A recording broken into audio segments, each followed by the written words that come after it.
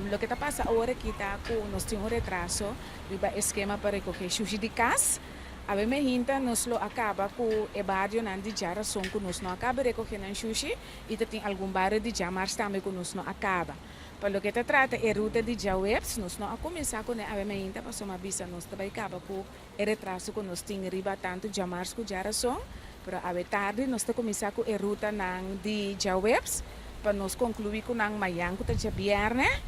E ora é de viernes, nós está recoger a ruta de viernes, nós saco fawa que nós não acaba com a ruta de viernes e nós concluir com essa aqui para já sabra.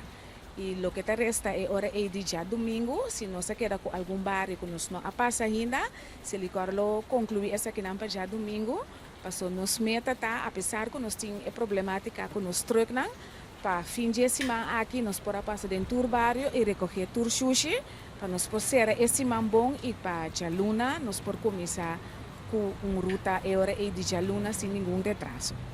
Para mim, tá honesto, o problema é por bini cada vez como que nós estamos trabalhando sem truck de reserva. Tu truck não que nós temos agora que nós estamos usando não para ser recoger sushi de casa ou sushi de companhia. E assim, uma quantidade que é fora, com a problemática de retraso.